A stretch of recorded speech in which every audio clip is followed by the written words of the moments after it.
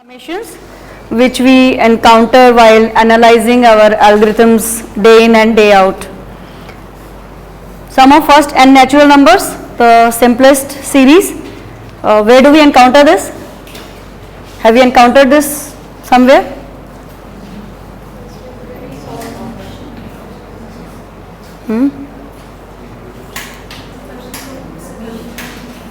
Yeah, I want other people also. Some other people can also contribute. Sum of first n natural numbers, where do we encounter? What's the number of comparisons performed in the ith iteration of insertion sort? Insertion sort, all of you are familiar? I'm assuming these basic things, right? So, how many comparisons are you doing in the ith iteration? I minus 1, okay? So, I minus 1 or let's say I, summation over I minus 1 will be same as. So, such a simple series, we encounter it day in and day out. So, what is its sum?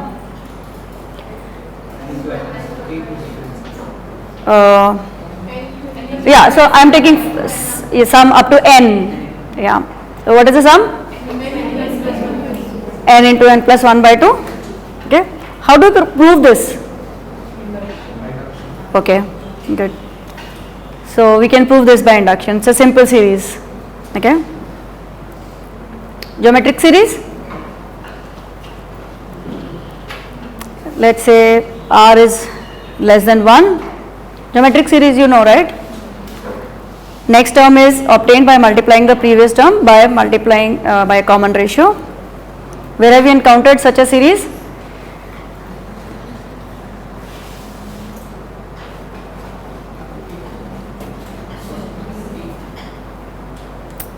Aditya, anything? Where do we encounter geometric series for time analysis?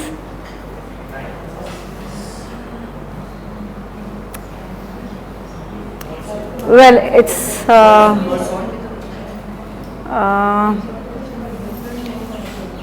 well, it's not this geometric series. Okay, so the example is not so common. The example that I am going to give is not so common. So, I don't know how many of you are familiar with this median of medians problem. So, those who are teaching algorithms at undergrad would know.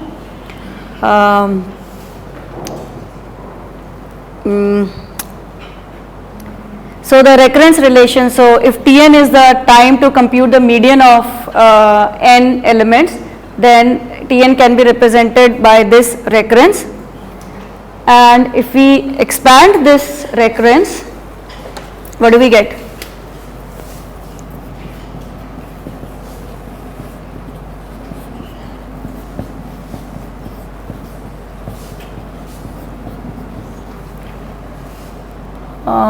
I'll just expand one term of this.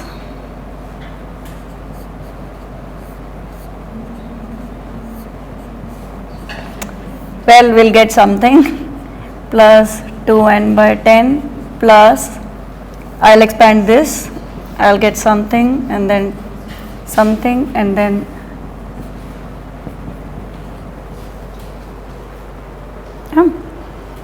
now what is this? This is 9 by 10 n plus n.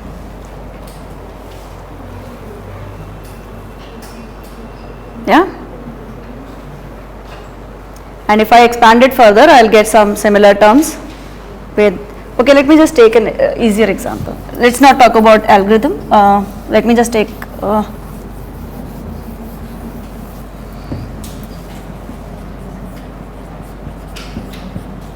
let's take a simple example. Okay, if we have this recurrence, then what do we get?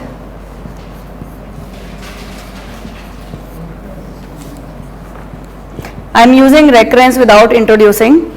If I'll get time, I'll do some recursion also formally.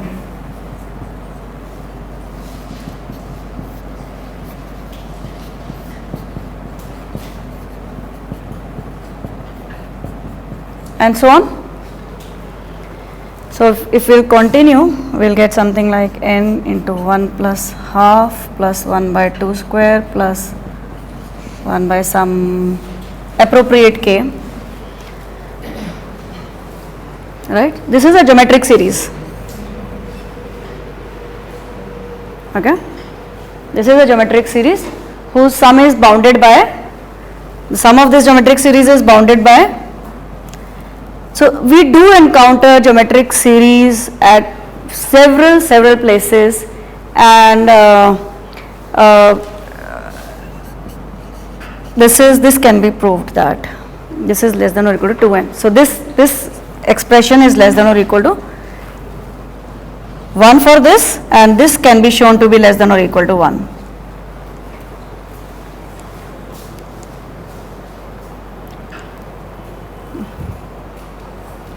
So I am not going to much of detail, it's a well known series. So again, how do you prove it? You can prove it by induction. We are not applying any formula for geometric series, we will prove it by induction. So all of you will agree that we encounter these series very often in the analysis of algorithms that we design day in and day out. So we need to bound, we need to give the performance guarantee for our algorithm. So again, coming back to the simple series, just to present the idea, summation k is equal to 1 to n. One very easy way to bound it is, we are not interested in exact expression. Many a times we are not interested in exact expression. For example, insertion sort, we generally say it's order n square. We are not very interested, it's n into n plus 1 by 2 or n minus 1 into n by 2 or whatever. Okay? So if we can bound this, so we know that k is less than or equal to n. Right? What is the kth term of the series? Kth term of the series in this simple example is k. So k is less than or equal to n. So I am bounding by bounding the individual term. Ak is equal to k, which is less than or equal to n, which is my actually a max. I know that my ak is less than or equal to n for all k. My summation is going from this to this. So that gives me an easy way to bound it. It's n square. It's bounded from above by n square. Similarly, log of n factorial. So most of the times people are not able to see that it is so easy to bound by bounding the individual term. What is log of n factorial?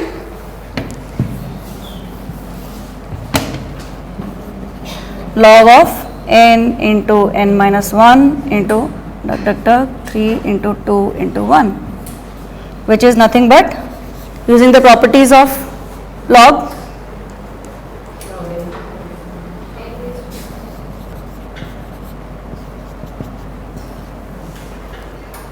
Log of AB is equal to log of A plus log of B. And now this is my series, and each of these is bounded from above by log of n. So this is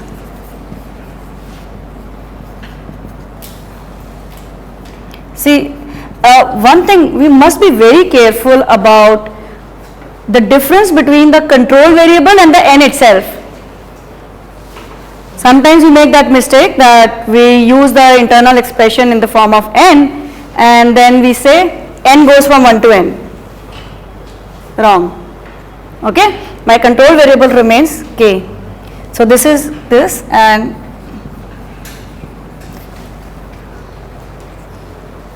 so log of n factorial is easy to bound from above by n log n.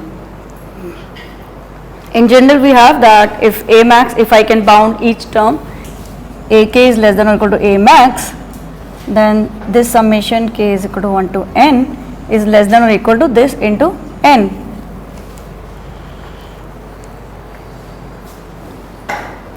I have to add a max n times, that's my upper bound.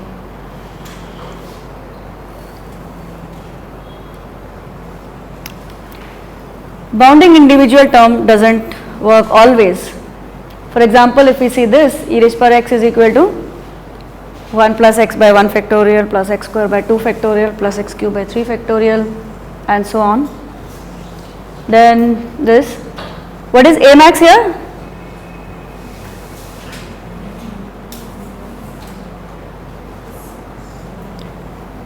What is A max? 1, right? But bounding each term, so this is what? The series is infinite series. If I bound it by 1, then I get infinity. I don't get anything, right? Everything is bounded from above by infinity. So, hence to obtain a tight bound, we need other techniques.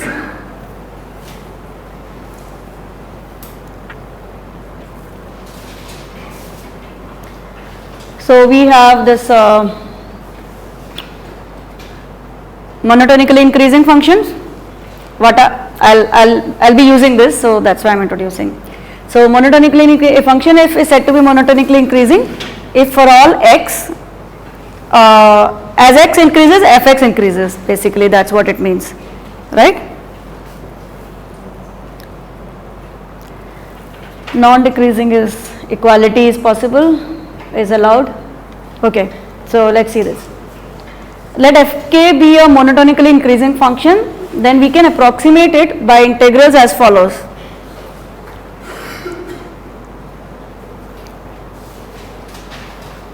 What is the summation? Summation of fk, k going from some lower limit m to some upper limit n is less than or equal to the integral of fx over this interval, and similarly it is bounded from below by something similar. So we'll just prove this.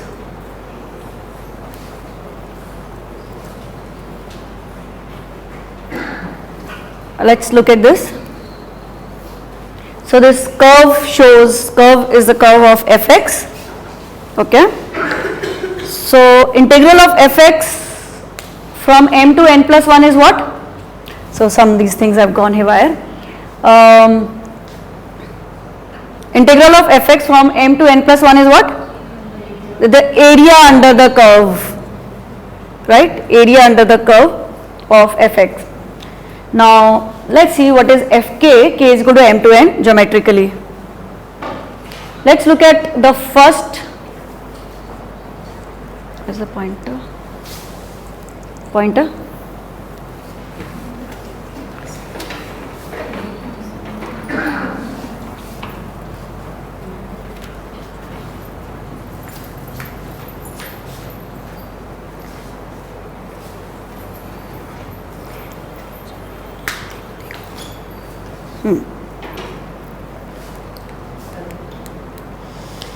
So look at this value, fm. Its rectangle, the width is what? 1 unit. And its vertical value is this line, length of this is, it's nothing but fm, right? The value of the function at m. So the area of this rectangle is nothing but fm, the first term of this series. Let's look at the second one, again 1 unit, and area of the rectangle is f of m plus 1, which is the next term of this series, and so on. Let's look at the last one. This is between n and n plus 1, okay. The area is of this rectangle is fn. Now look at this, so there is a part below this, look at this part. So above every rectangle there is some part which is left out. Above this rectangle there is some part which is left out, okay, and so on. Everywhere we can see that there is some part left out, right. So the area under the integral is bigger than the sum of this series. The limits are important. Integral from m to n plus 1, exactly m to m plus 1, if you see this, we are going up to this point, m to n plus 1, and the summation here is also m to n. M to n. We cannot take f of n plus 1. If we'll take f of n plus 1, we don't know, it may become bigger, right? So this is the proof that summation can be bounded by this. So these kind of integral bounds, they come very handy when we have summation of functions which are not so easy to sum up. For example, summation 1 by x. 1 by x, well known harmonic series. So that's a harmonic series, and I know how many of you are familiar with harmonic series? Not many. Okay. And it is bounded from above by log n. We always use that. This is now the lower bound. Again the same thing, but we'll move left. In the previous one, we moved a step towards right. Sorry. Our limits were up to n. We had to go from n to n plus 1 to make our rectangle. But in the next case, we move left. To get my Fm is fine, but since I am starting from m minus 1 now, earlier I was starting from m, the integral was starting from m, now the integral has to start from m minus 1. So if you look at m minus 1, now my rectangle is going above. Now in the previous one, my limit of integral was starting from m. So it was coming below the curve.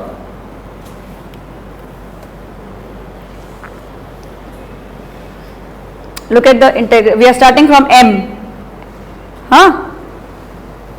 In the next case, our area of the integral is starting from m minus 1. So we have shifted left. Okay. So now my rectangles are going above.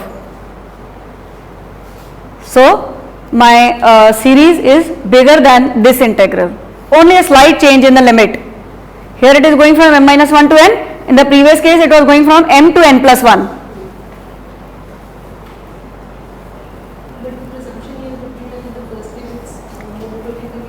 Yeah. No. Both are monotonically increasing right now. We are giving the lower bound and the upper bound. Lower bound and upper bound, only there is a change in the limit of the integral. A slight change in the limit of the integral gives me both the upper bound as well as lower bound. The function is monotonically increasing in both the cases. Okay.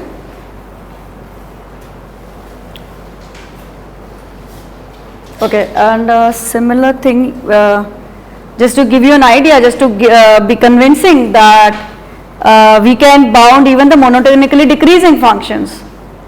Okay, so as x progresses, the function decreases. Though we don't use these functions much, but just again, there will be change in the limits again. So it's a monotonically decreasing function. So these are some slides made by my students. So you will see different formats. So this is going from, the summation is going from m to n, right? And the integral limit is going from m to n plus 1. Integration limit. So we have this space line vacant. Just note the limit of the integration going from m to n plus 1.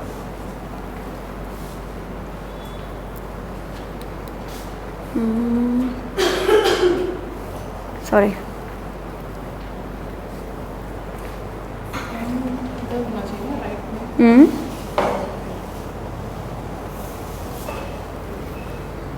I think there's some error in this slide. Okay.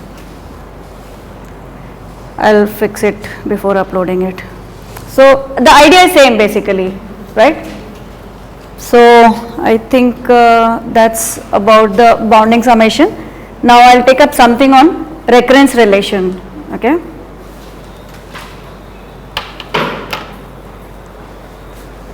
I don't have slides for them.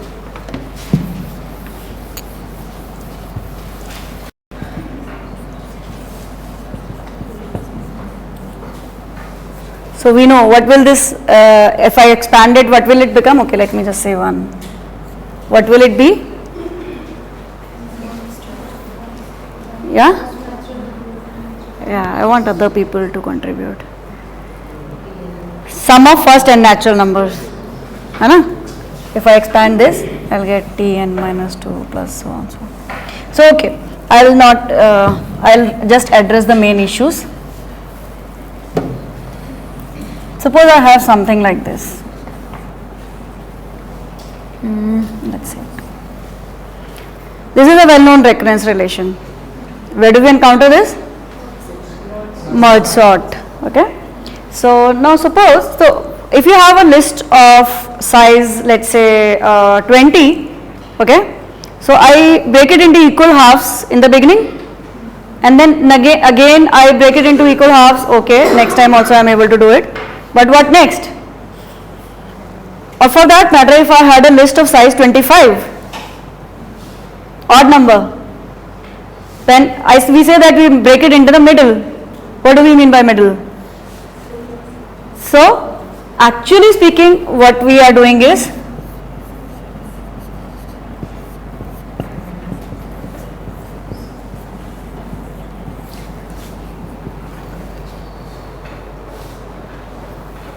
yeah. So if my n is 25, this will be, one of them will get 13, other will get 12, and we'll do this. So why do we ignore ceilings and floors? Let's see that.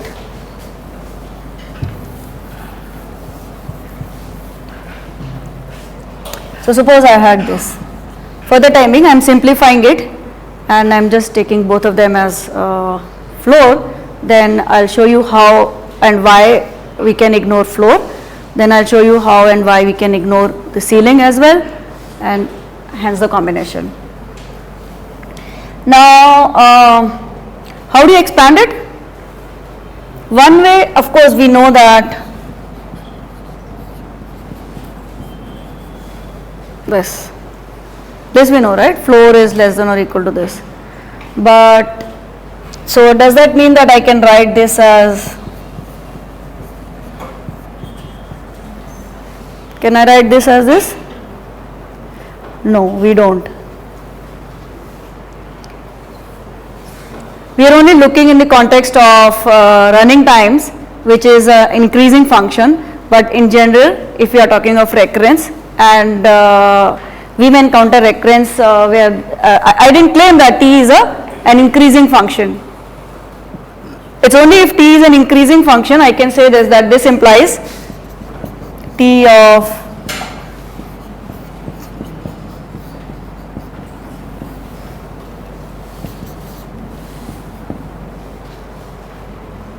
if I am given that t is a monotonically increasing function, then only I can say this, right? Otherwise we cannot say this. Then what? Okay. So what we'll do is, we do something like we make a guess.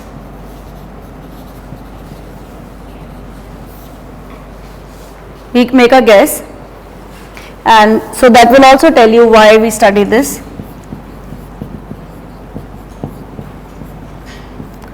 This is a well-known recurrence, and we know its solution is n log n.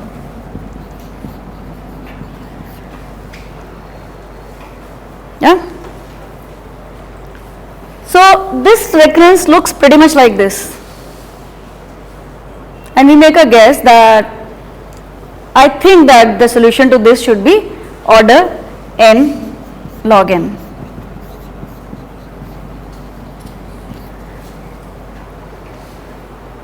And now I will prove it by induction.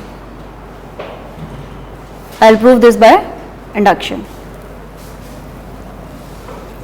Okay. So I need more board for this, that's why I am erasing this. So the claim is that Tn is big O of n log n.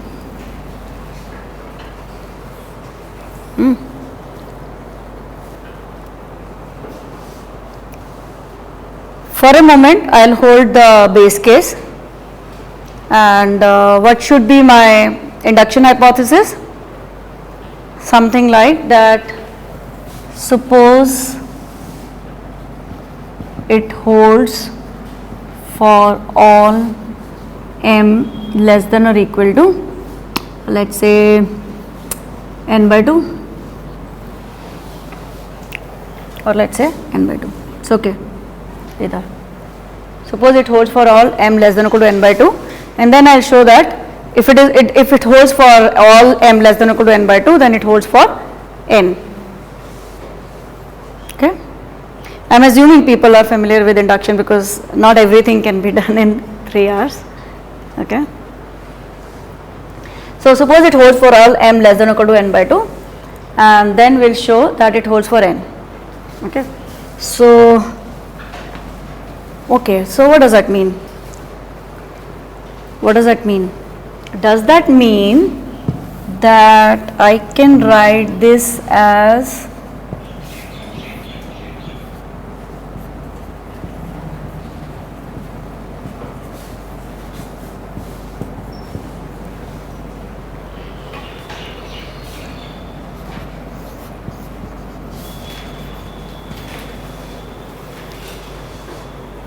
can I write like this?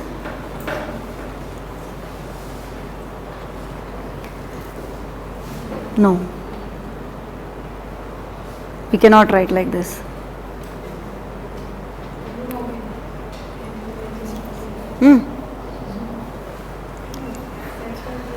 We cannot write like this.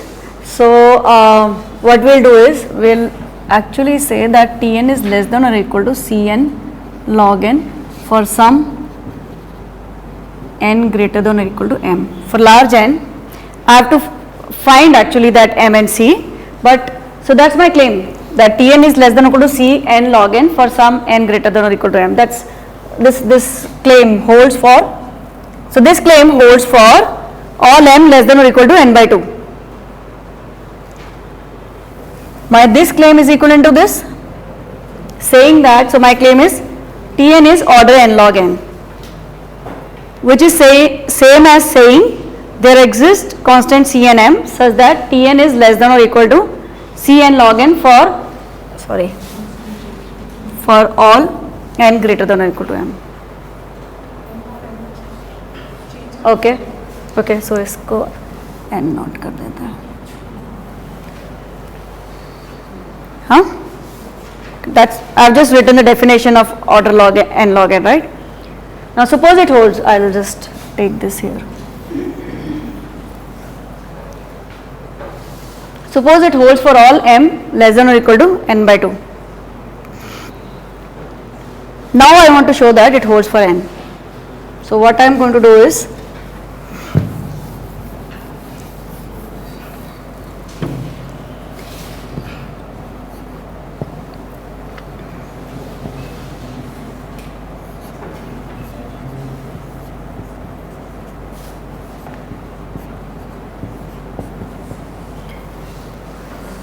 I can do this.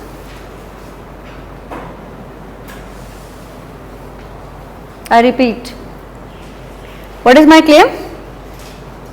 My claim is that Tn is big O of n log n. What does that mean? That means there exist constants C and n0 such that Tn is less than or equal to Cn log n for all n greater than or equal to n naught. Okay. Suppose it holds. Now I want to prove it by induction.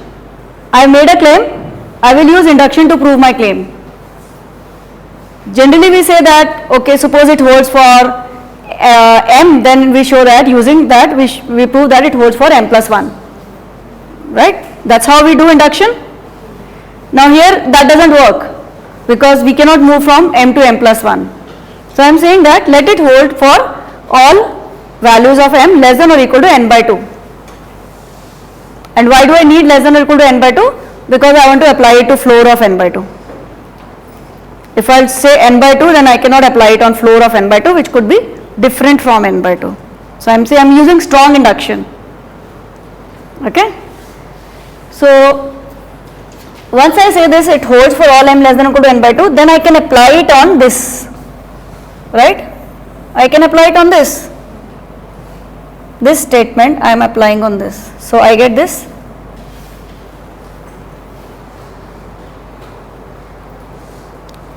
Is this fine or not? Just applying. Huh?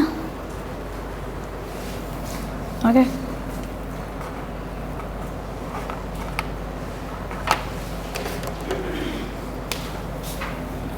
What does this mean?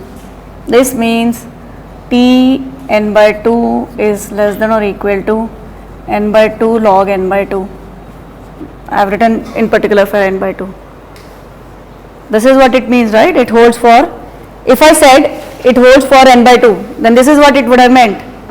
I am saying for all m less than or equal to n by 2, so it applies on floor also. Okay. Now I can say that this is less than or equal to 2c n by 2 log of n by 2 plus n. Now this gets cancelled.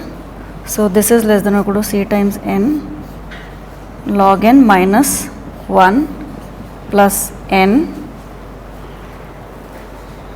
This is equal to c times n log n plus n into 1 minus c.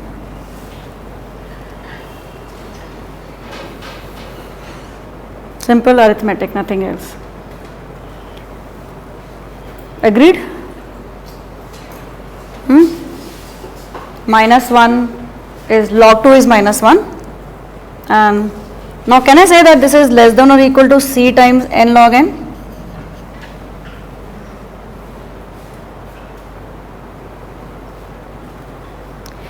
It's easy for me to say that this is less than or equal to c plus 1 times n log n, right? Ignore this for the time being. This is easy for me to say. Is this true?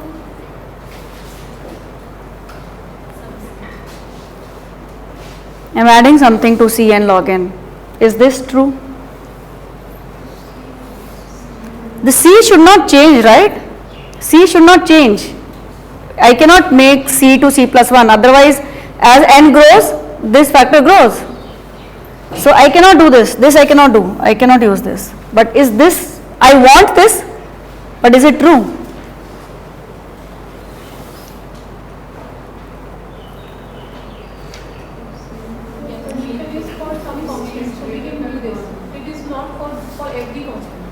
It's not for every constant. For some constants, we can choose our c We- less than 1 so that it doesn't add to it. It's in the net. Like c has a minus sign, but if we choose our c to be small enough that it doesn't like decrease, further increase this along. So we can choose our c. what should c be? So if, okay, greater than 1. So if we choose c to be greater than 1, if we choose c to be greater than 1, this term will become negative. Okay, so this is this for c greater than or equal to 1.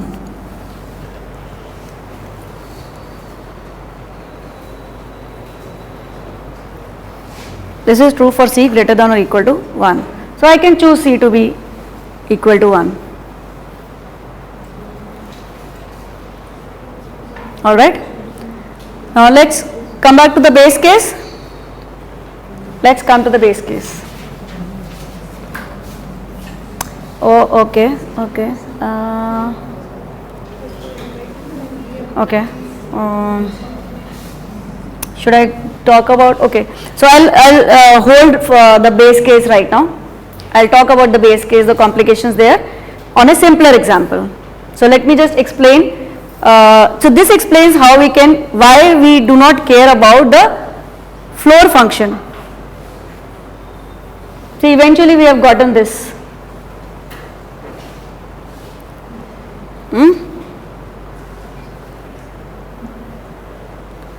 Is this point clear or not?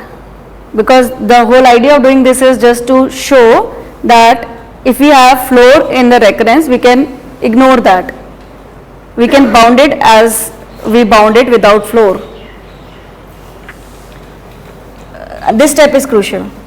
The floor of n by 2 is less than or equal to n by 2 and so on. Okay? So now what if we had plus 3 here?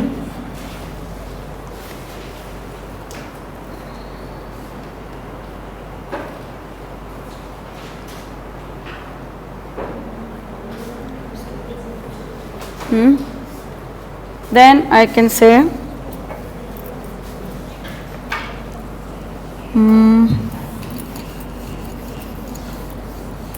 or let's say, see,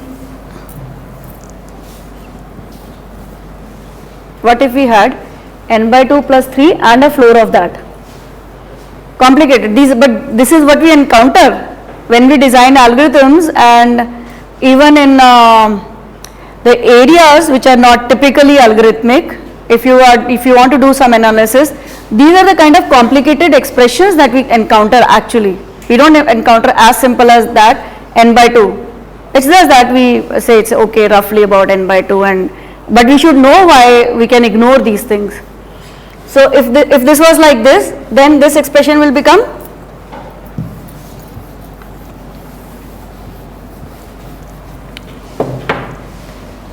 again I apply induction. Again my guess is same. It looks like the same. My induction same.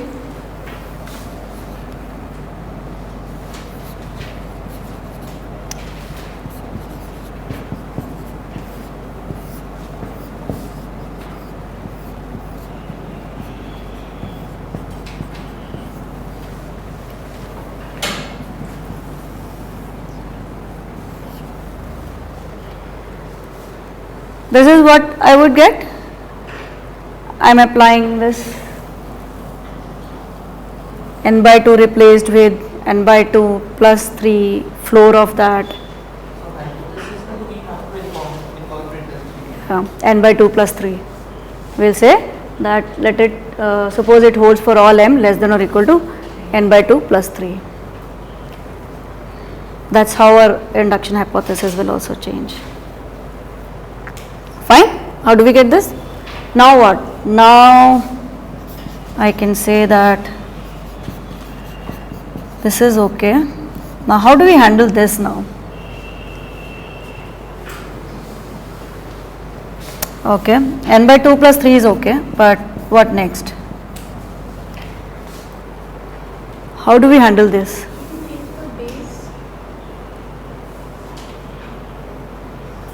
That doesn't work. I have a summation inside log.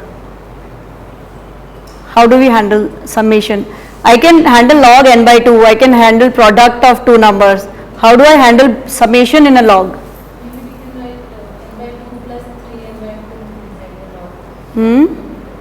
Sorry? No, I didn't get it. N by 2 plus 3? What? Is less than or equal to? n by 2, log n by 2 plus 3 is less than or equal to log n by 2 plus 3n by 2. Okay. Okay, so your thought process is correct, but that will not work.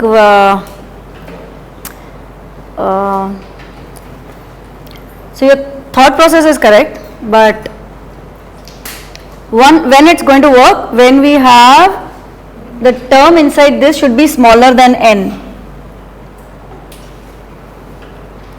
The term inside this should be smaller than n. What we can do is that would add up to 2n, and then we can set It will become log 2 plus log n. Yeah. and ultimately Okay. You want me to do that? We'll definitely get stuck in that. It won't work. Okay, let's see. I don't know. Okay, let's see. So she wants to try this. And this thing I keep n by 2 plus 3, right? And this, she says, this expression, she says, is less than or equal to n by 2 plus 3, which is less than or equal to n by 2 plus 3 n by 2, which is less than or which is equal to 2n, okay, which is equal to 2n. And are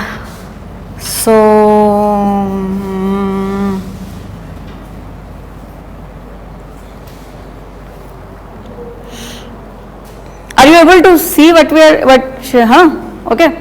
Now I can see that what's going to happen is we are going to have some term like C, we need to have C. This will have, but we'll have some positive term plus n, and this in no case I can make negative, whatever choice I make of C. That is the problem in having a value greater than n here.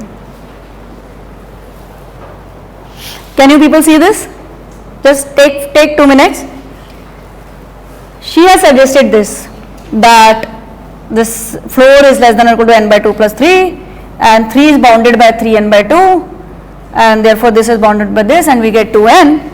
So we get inside the log we get 2n bounded by. My claim is we'll get this for sure, but we'll get some positive term. Can you see that? We'll get some positive term plus n. This will be a positive term which cannot be made negative. That is not going to work. That is not going to work. I need less than or equal to Cn log n. If I get some lower order term, I need some other tricks to get rid of them.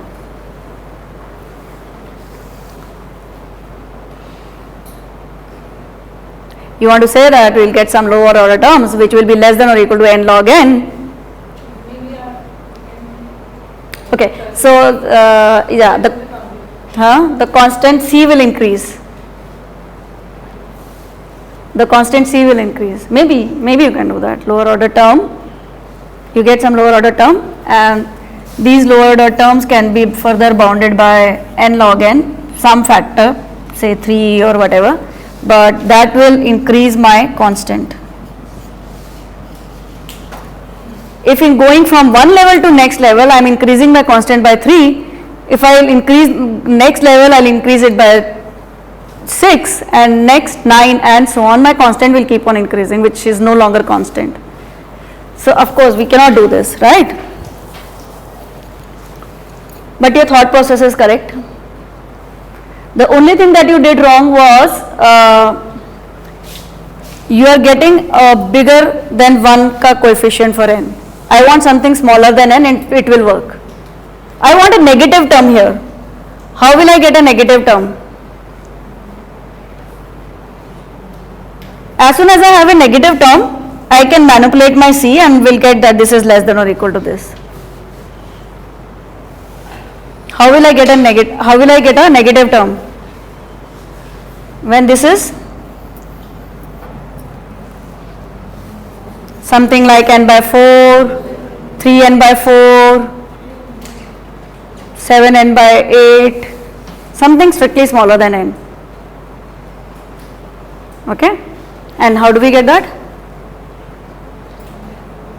So 3 is less than or equal to what? N by 4. Use this.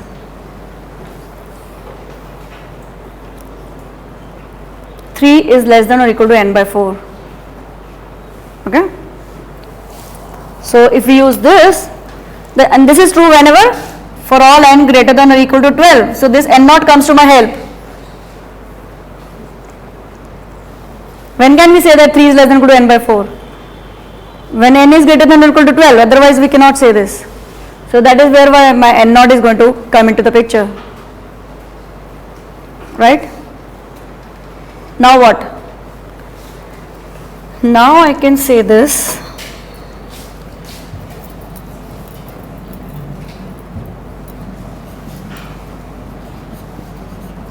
3 is less than or equal to n by 4. So n by 2 plus 3 is less than or equal to n by 2 plus n by 4, which is equal to 3n by 4.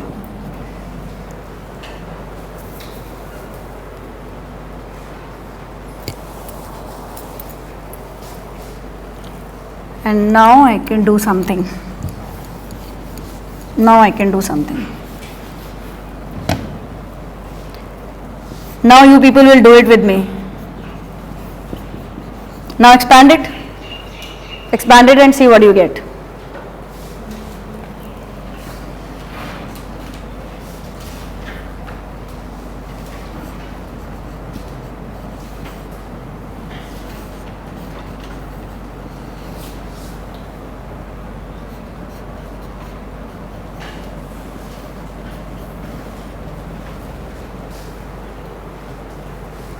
Should I use some other color?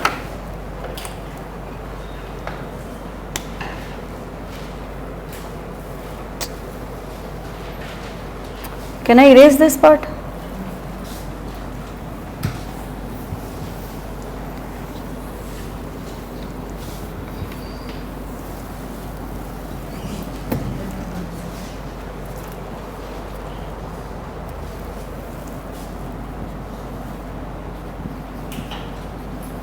I'll just separate out Cn log n.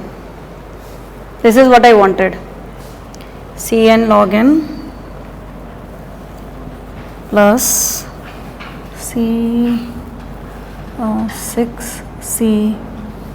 log n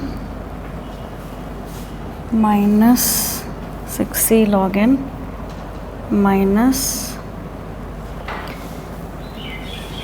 n into log of 4 by 3 C minus 1. Let me see how many terms do we have. 4 plus 1 5, Cn log n.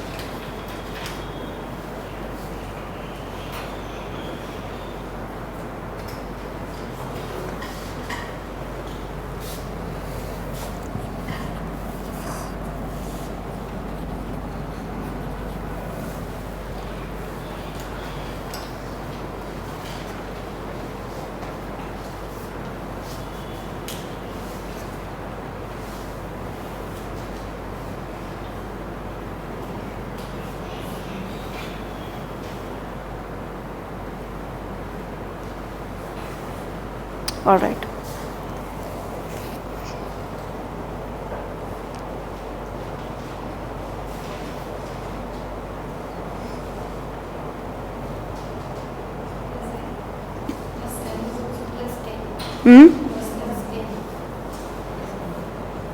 Plus n I have written here. Minus.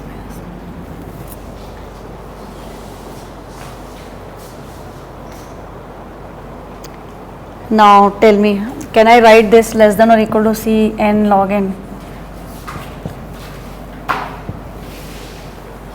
For what values of C? Can I choose a C which will make this true?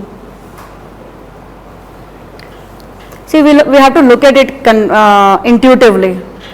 Working out the arithmetic will be too tedious. Just look at it arithmetically and be convinced. That's all. This I don't need to care, right? This is a negative term. Okay. Now,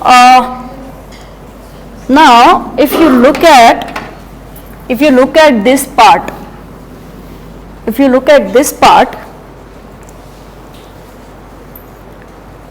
just see the intuitive argument, and this is how you should learn to argue about the expressions. So this is not a problem for me. This is negative, so I can just ignore it. Now if I look at this part, this is a log n term, this is an n term, this is an n term, okay. If I can make the coefficient of this coefficient positive, okay, if this coefficient is positive, then for large n this will become negative. Log n is a very slow growing function. coefficient with a slow growing function together will make what? Negative. Yeah? Maybe for some time not, but depending upon the value of the constant coefficient. But after some time. Intuitively, is it okay? N is a fast growing function, log n is a slow growing function. A fast growing function with a negative coefficient will grow negatively faster. A slow growing function with a positive coefficient will grow positively but at a slower rate. After some time, the sum will become negative. Yeah? That's just intuitively, I mean, working out the constant may be difficult. So I can say that this thing is less than or equal to 0 for all n greater than or equal to some constant, let's say k, whatever, some constant k. I have just given the intuitive explanation. Now this term is negative, so I can say this.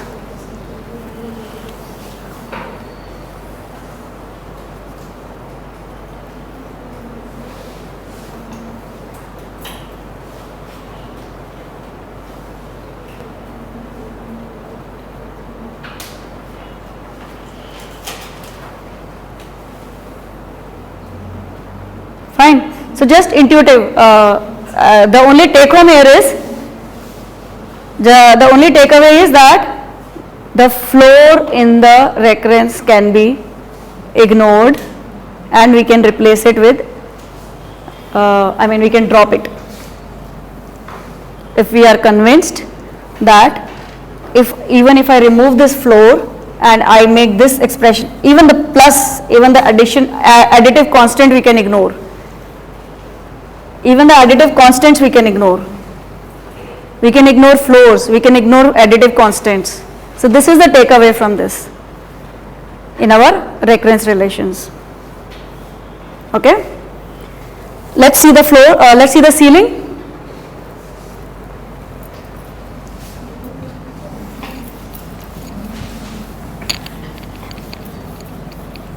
See, even if you do not understand the entire proof, if you are convinced that okay, it looks kind of okay, and just remember that yeah, it's okay to ignore, it's okay. Details can be worked out.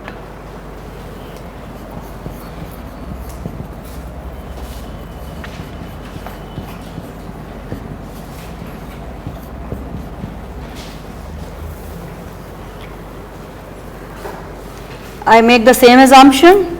The recurrence looks same as before. I am asking the same question, can I drop the ceiling? So my guess is again same, I make same assumption that I will say now my induction hypothesis will be all m less than or equal to n by 2 plus 1. So every time you make an induction hypothesis, you have to make sure that you can apply it on this. You have to change your induction hypothesis accordingly. So in this case, if I say all m less than or equal to n by 2, I cannot apply on this. So I have to say that my induction hypothesis applies on all m less than or equal to n by 2 plus 1. So I am using this that this is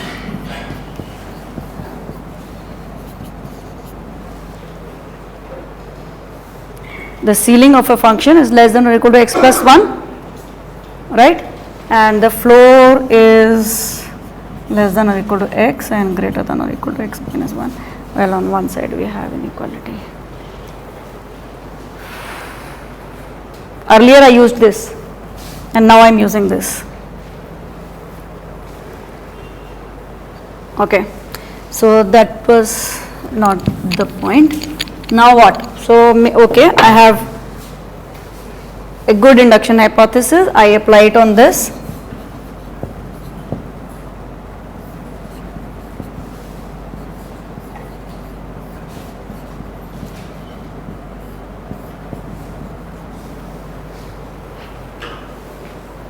Now what? Even as simple as this. Huh? Where? Inside the ceiling or outside? Okay. All right. So, all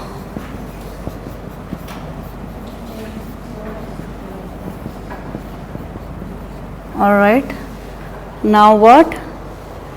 And now we apply the same thing. Huh? Now we apply the same thing here. 1 is less than or equal to n by 4. Apply the same thing, you will get the result.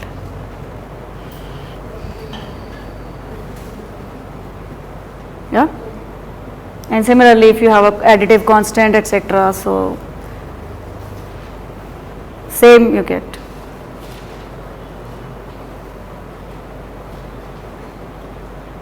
Okay. Now, just few final things. For that, I will go back to the simple one.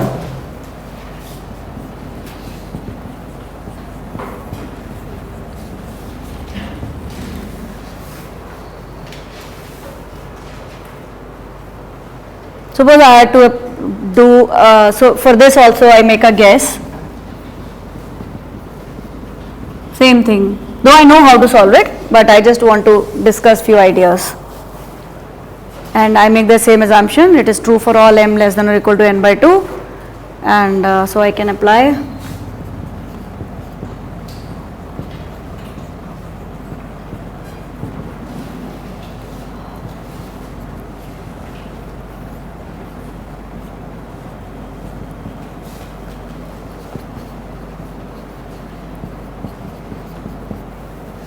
Same, this is same, nothing new in this. Base case, we have not discussed the base case. So basically what we are saying is that this is less than or equal to, so let's choose some c, let's choose c greater than or equal to 1 gives us this thing, so let's say c is equal to 1, so okay.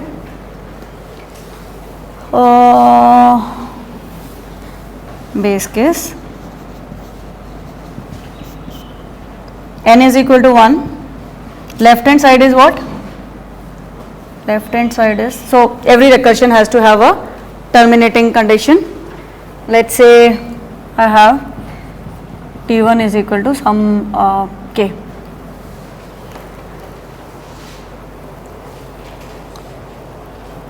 Let me see, t1 is equal to 1. Okay, let's see.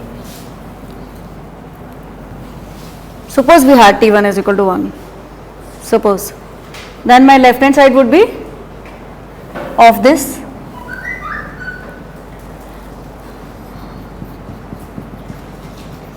Right hand side is equal to 1 into log 1 is equal to 0. So, left hand side less than or equal to right hand side does not hold.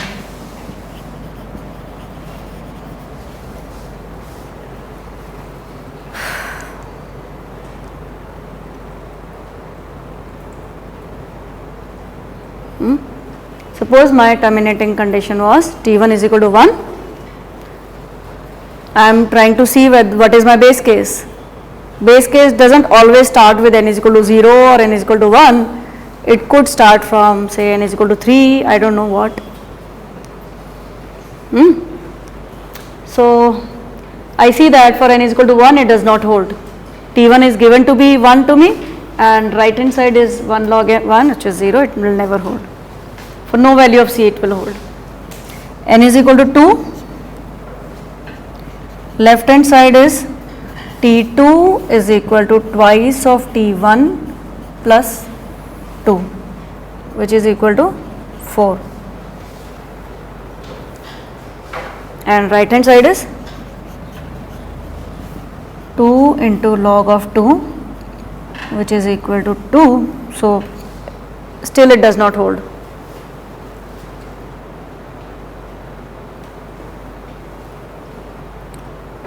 Right? Still it does not hold. Let's see for 3. Okay, let me just try to do it, whether this terminating condition will work or not. I think it should work. So T3 is T3, okay, T3. Right. Okay, so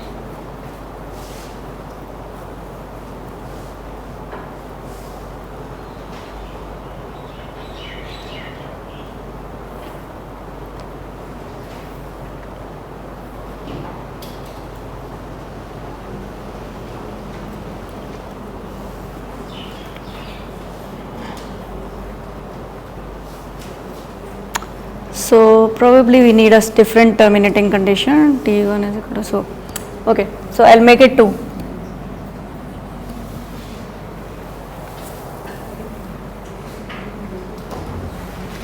Suppose my terminating condition is T1 is equal to 2, then my this thing will hold. For this, n is equal to 1, left hand side is equal to T1, which is does it what is going wrong? Something is going wrong. T0 is equal to 1.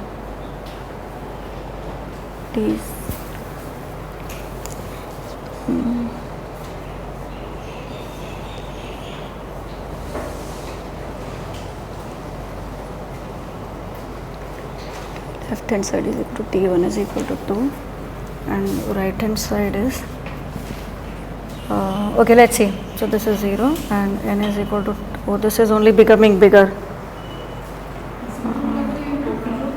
T1 is equal to 0 say, okay, ठीक है, yeah, वो it's only becoming bigger, so ठीक है, we'll take T1 is equal to 0. Yeah, I think. So then left hand side will be T1, I think that's okay.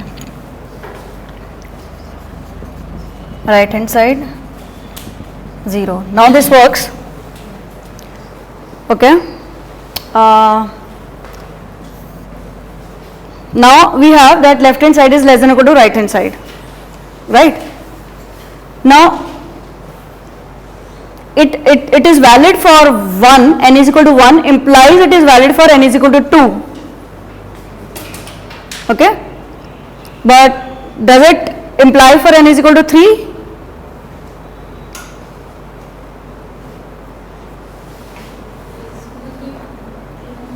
Let's see what happens for 3.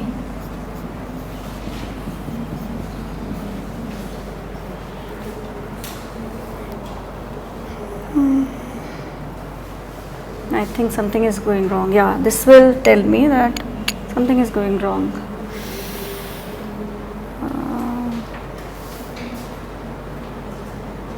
Okay, so we'll need a floor for this. Okay, so we'll need a floor function. If we have a floor function, here if we have already proved it for this, right? So if we had a floor function, then this would mean, for T3 it would mean 2 into T1 plus 3, which is 3 plus, sorry, plus 3, right? And right hand side is, which is greater than 3. So basically if it applies on 1, it applies on 2, and if it applies on 2, then it applies on 4. If it applies on 1, it applies on 3, and so on. So that's what makes our base case. So the point here is that sometimes it is not the base case like 1 or 2 do not work, and then we have to start from 3 onwards, and that's where we start saying that this is less than or equal to this for all n greater than or equal to 3. So the role of n naught will come. So this n naught will come from several places, from depending upon what assumptions you are making. For merge sort, normally we use this. Then I normally say that for one element you will not be doing anything. When you say t is 1, then the number of operations is 0. Right. So we get T1 is equal to 0. Yeah. Not this explanation. This is what I say. From one element, no sorting, no Yeah. No, that's okay. That's okay. T1 is equal to 0 is coming from there, but what I'm saying is sometimes it does not work. Sometimes your it may not work that n is equal to 1. You have this, your claim may not hold. Then you can go to higher values for which it will hold. Then your expression will come like this. Okay. So basically in recurrence, I did not touch upon the simple scenario which all of you are anyway comfortable, doing the same thing. Tn is equal to twice of Tn by 2 plus n is equal to n log n. All these things you already know.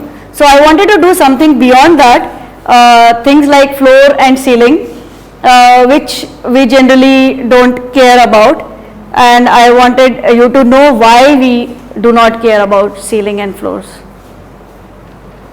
Master's theorem also, again, I didn't touch upon that because all of you are comfortable with that. Okay. So if you have any questions in this. Okay. So thanks.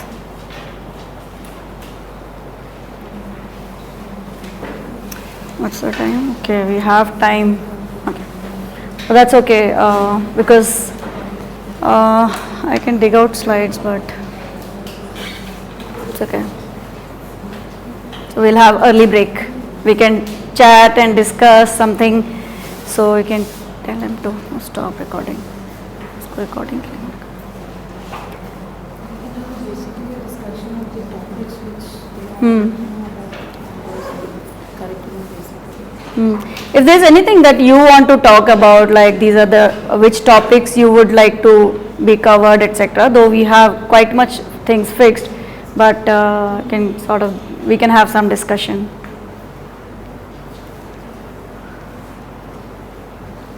You can have it informally. You can tell him to stop recording.